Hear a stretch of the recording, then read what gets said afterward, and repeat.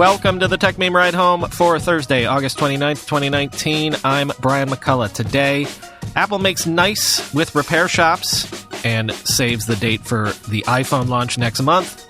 An undersea cable, mostly already built, could be axed because China stuff. YouTube says it's made progress on cleaning up its algorithms, and a machine learning betting company that claims it can make sports betting a no-lose proposition. Here's what you missed today in the world of tech. We haven't really covered it, but there's been a sort of brouhaha simmering around the ability of third parties and independent businesses to repair parts for iPhones. Some repair companies and others, like iFixit, have accused Apple of consciously making it more difficult for users to get devices repaired. Reports surfaced about a month ago saying that if you replace, say, a battery on an iPhone XR, S, or XS Max, the phone stops displaying battery health readings because of a chip Apple recently installed. Basically, it was starting to feel to a lot of people like Apple wanted you to go only to them for any repairs and was basically Xing out the entire third-party repair business/ecosystem. But many people wondered, what if you have a broken iDevice and an Apple store isn't nearby? The recent announcement that Best Buy stores in the United States were becoming authorized Apple device repair centers was supposed to help with that, but still. And then, of course, there was the whole idea that Apple was basically jealously killing off an entire industry. Well, there's been a major thaw in this controversy because Apple has announced a new repair program in the U.S. that will extend access to genuine iPhone repair parts for independent repair businesses. Quoting the announcement from Apple itself, "There is no cost to join Apple's independent repair program. To qualify for the new program, businesses need to have an Apple-certified technician who can perform the repairs. The process for certification is simple and free of charge. To learn more and apply, visit support.apple.com/IRP-program. Qualifying repair businesses will receive Apple genuine parts, tools, training, repair manuals, and diagnostics at the same cost as Apple-approved service providers," end quote. And quoting 9to5Mac. Apple says the program targets the most common out-of-warranty repairs. This presumably includes repairs such as cracked screen replacements or back glass replacements. Previously to this announcement, Apple has mostly left independent repair businesses out in the cold. Enterprising businesses have instead resorted to buying Apple device parts from the gray market to conduct unofficial repairs. Interested independent businesses can apply for free. To qualify, the business will need to train its employees to become Apple-certified technicians. Again, Apple will offer this online training for free. If a company is accepted into the program, they will have access to Apple parts and tooling at the same cost as Apple-authorized resellers, end quote. Apple says it trialed this new initiative at 20 stores across the globe. The program launching today is only available for repair companies in the U.S., but Apple says it will expand the program to further regions in the near future. And late-breaking PS, Apple sent out invites this afternoon to an event at the Steve Jobs Theater in Cupertino for Tuesday, September 10th. That's your iPhone announcement day, naturally. Invitation Kremlinologist, I don't know what to tell you. It's an Apple logo sliced into 5 translucent colors. So I don't know. I guess the new colors for the new iPhones? Follow-up story here. Remember that former Amazon engineer who allegedly exploited the servers of Capital One and, it turns out, allegedly 30 other companies? Well, in a federal grand jury indictment today, it is alleged that she also used those servers to mine cryptocurrency. Quoting GeekWire, there had been previous hints that Thompson was engaged in cryptojacking as part of the alleged scheme. In a previously reported Slack message, Thompson wrote, "I'll be employed again soon, and if I had a partner, I could have them take over my cryptojacking enterprise and be a stay-at-home," end quote. In addition to Capital One, other hijacking victims include a state agency, a foreign telecommunications conglomerate, and a public research university. Neither the state agency or the university are located in Washington state. Israeli security company CyberInt has suggested that Michigan State University, Vodafone, and the Ohio Department of Transportation may be among the victims based on file names referenced in Thompson's online messages. Thompson allegedly used software to identify companies whose firewalls were vulnerable to outside commands. She then sent requests that returned the security credentials of customers with access to data on the servers. The indictment says Thompson concealed her location and identity using virtual private networks and the Onion Router, aka Tor, software for anonymous online communication. Through these methods, the indictment says, Thompson gained access to information on 100 million customers who had applied to Capital One for credit cards. Thompson does not appear to have sold or shared the information, according to investigators, end quote. If found guilty, Thompson would face up to 25 years in prison.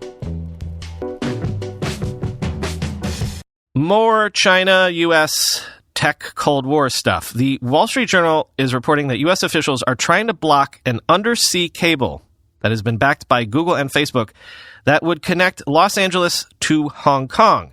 The officials are citing national security grounds once again, but there's one big problem. Most of the cable has already been laid, and millions of dollars have already been poured into the project. As someone joked on Twitter, this gives new meaning to the term sunk cost. Quote, the Justice Department, which leads a multi-agency panel that reviews telecommunications matters, has signaled staunch opposition to the project because of concerns over its Chinese investor, Beijing-based Dr. Peng Telecom and Media Group, and the direct link to Hong Kong the cable would provide, the people said. Ships have already draped most of the 8,000-mile Pacific Light cable network across the seafloor between Chinese territory and Los Angeles, promising faster communications for its investors on both sides of the Pacific. The work so far has been conducted under a temporary permit expiring in September, but people familiar with the review said it is in danger of failing to win the necessary license to conduct business because of the objections coming from the panel known as Team Telecom.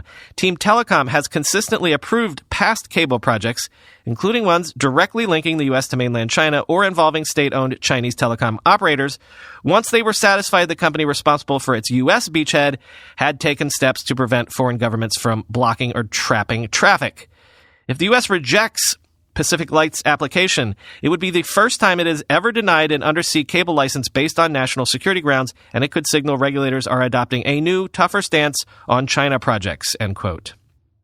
It's estimated that the cable, based on the length of its route, probably cost $300 million all in as a project. And again, Facebook and Google are among the investors. In fact, Google is apparently responsible for the land connection on the U.S. side. 6,800 miles of the cable have already been laid, and service was supposed to be turned on in December or January. And follow up on YouTube's efforts to clean up its algorithms, or as I once angrily put it, stop sucking out loud. In the UK, YouTube says it is experimenting with an algorithm change that can reduce the views from recommendations of what it is categorizing as borderline content by as much as 50%. YouTube says it is extending the trial soon to Ireland, South Africa, and other English-language markets. I didn't cover this, but earlier this week, YouTube CEO Susan Wojcicki released her quarterly letter to the YouTube creator community, quoting The Guardian. Reducing the spread of borderline content is one of the 4 R's that Wojcicki says underpins the company's approach to stewardship in its community. In her quarterly letter to the site's creators, the chief executive said the 3 other principles were to, quote, remove content that violates our policy as quickly as possible, and we're always looking to make our policies clearer and more effective, as we've done with pranks and challenges, child safety, and hate speech just this year. To, quote, raise up authoritative voices when people are looking for breaking news and information, especially during breaking news moments. And to, quote, set a higher bar for what our channels can make money on our site, rewarding trusted, eligible creators. Not all content allowed on YouTube is going to match what advertisers feel is suitable for their brand. We have to be sure they are comfortable with where their ads appear, end quote. Quoting one more time, a commitment to openness is not easy, Wojcicki added.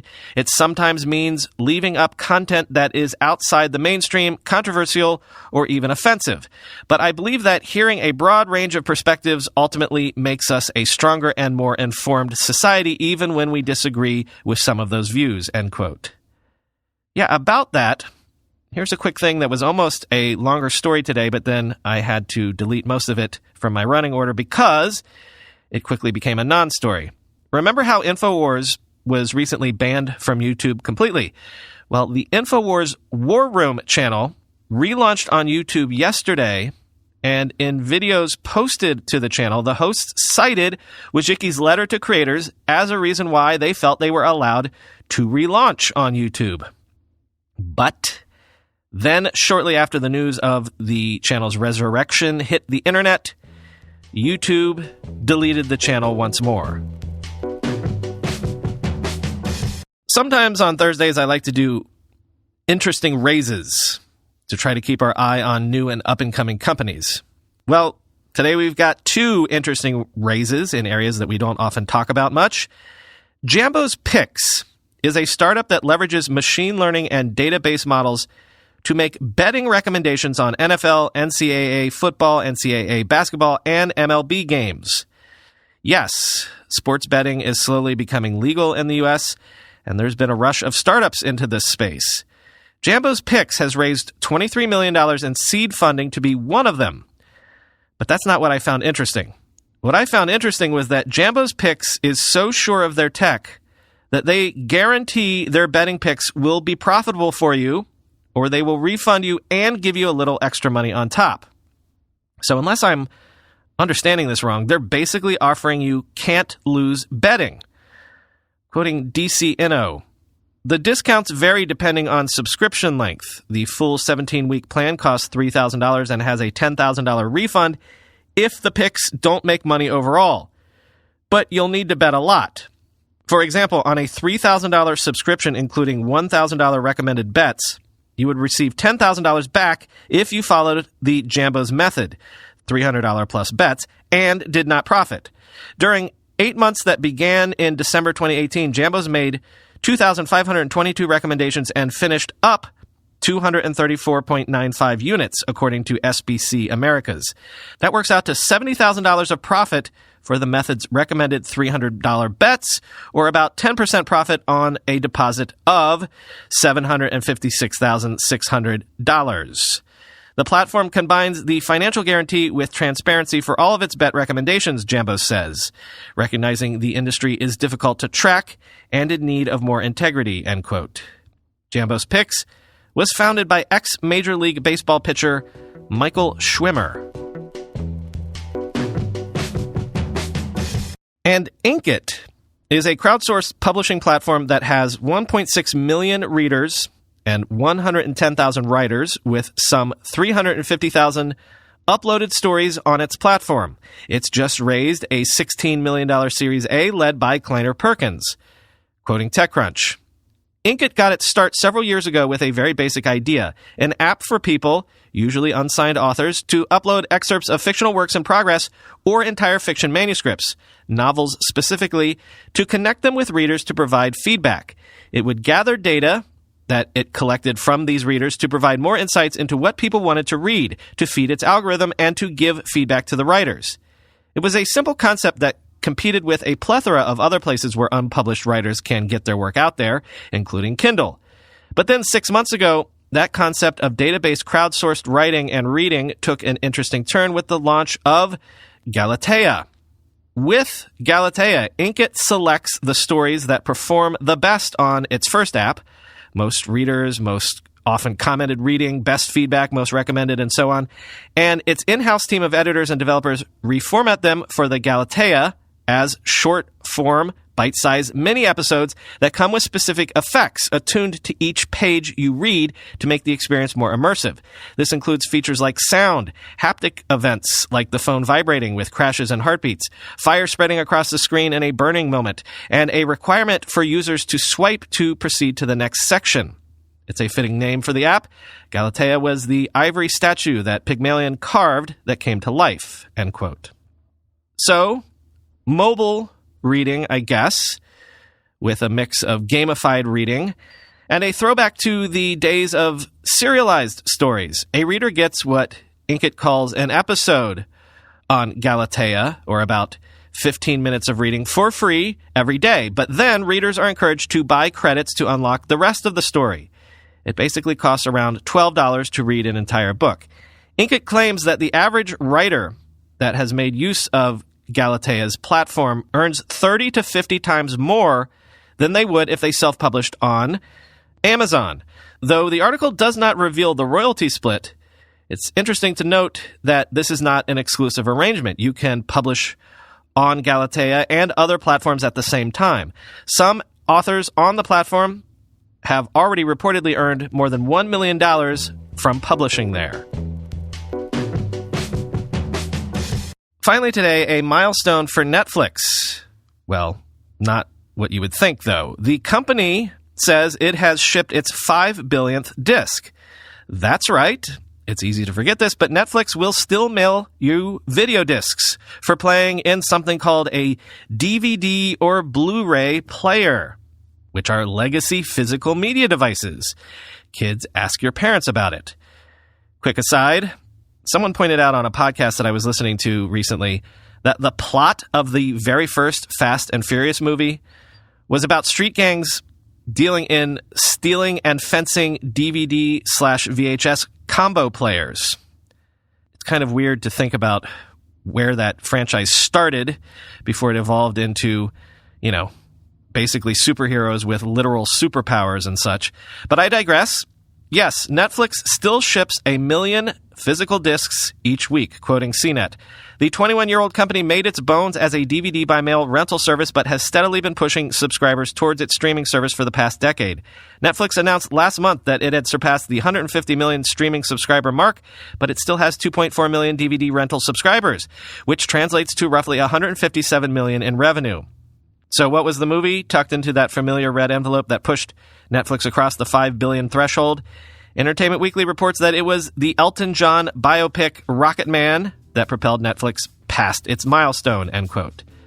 Of course, as CNET also points out, Rocket Man is not yet available to stream on Netflix. So, maybe that's why people are still willing to pay for those little red envelopes to show up.